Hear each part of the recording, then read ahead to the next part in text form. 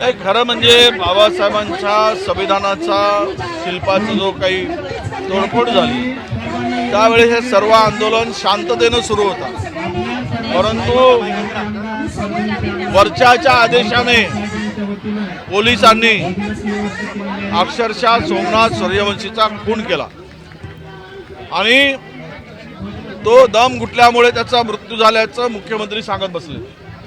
ही बनावबनवी जी केली आणि मूळ पोलीस ज्यांनी हा गुन्हा केला त्याला त्या वाचवण्याचा प्रयत्न सरकारने केला आहे आणि या तरुण लॉचा विद्यार्थी असणारा एक होतकरू सामान्य गरीब कुटुंबातल्या तरुणाचा पोलिसांनी खून केला।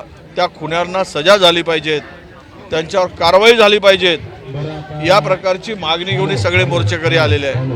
मी आश्वस्त केलं आहे की कोणत्याही परिस्थितीमध्ये या खुनावर या पोलिसावर 302चा गुन्हा दाखल झाला पाहिजेत आणि यांच्यावर कारवाई झाली पाहिजेत। मेडिकलचा रिपोर्ट स्पष्ट आहे, पोलीस कोठडीत खून झाला, पोलीस मारहाणीत खून झालेला आहे आणि नागपूरच्या अधिवेशनामध्ये दिशाभूल करणारं वक्तव्य मुख्यमंत्र्यांनी करून या राज्यातील आमच्या सर्व बांधवाची दलित बांधवाची फसवणूक केली, त्यांची दिशाभूल केली म्हणून आज हा मोर्चा आलेला आहे। आम्ही सभागृहामध्ये हा विषय लावून धरू आणि या खुनी पोलिसावर खुनाचा गुन्हा 302चा गुन्हा दाखल झाला पाहिजे ही मागणी आम्ही करणार आहोत। हिवाळी अधिवेशनामध्ये देखील हा मुद्दा आला होता, त्याच्यानंतर आता दुसरं अधिवेशन येतं, साध्यापही न्याय मिळत नाही कारण त्या पोस्टमॉर्टम रिपोर्ट हा पूर्वीच मिळाला होता।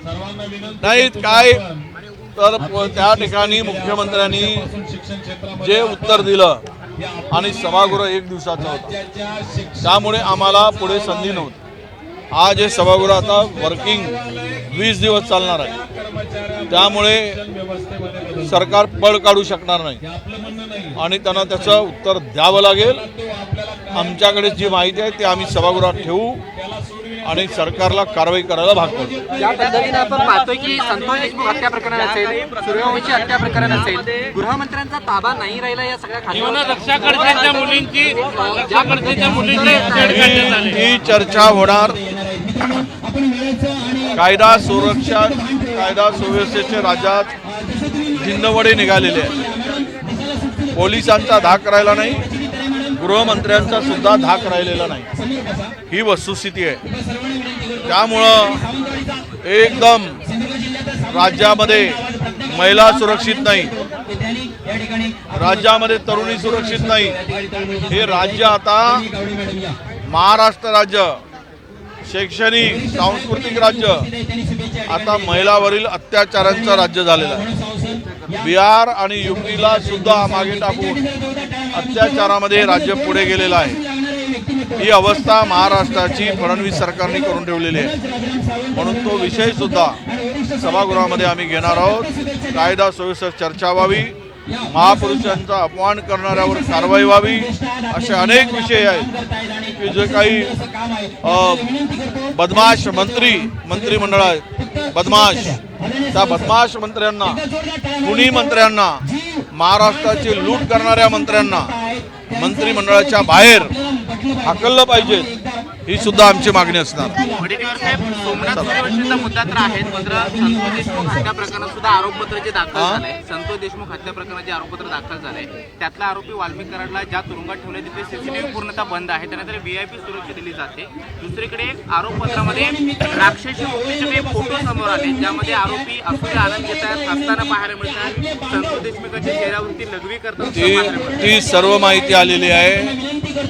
ते त्या देशमुखाच्या तोंडावर लघवी करतानाचे फोटो सुद्धा आलेले आहेत। थोडी तरी राज्यकर्त्यांना लाज आणि शरम नसेल ना, तर त्याच्या मागचा जो आका आहे त्याला लात मारून मंत्रिमंडळाच्या बाहेर काढायला पाहिजे, लात मारून।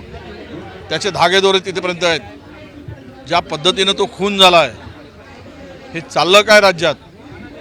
म्हणजे इतकी हिम्मत एखाद्या आरोपीची होऊ शकत नाही, त्याला राजकीय पाठबळ होता, राजकीय शक्ती त्याच्या मागे होती। हमारा कौन बाल बाका कर सकता है, ही त्यांच्यामध्ये गरमी आणि मस्ती होती. म्हणूनच ही हिंमत त्या खून करणाऱ्या सगळ्या गुन्हेगारांची झाली. ज्यापणे विक्षिप्तपणे खून केल्यानंतर, मारहाण केल्यानंतर त्या बॉडीशी देशमुखांच्या ते किळसवाणं आहे.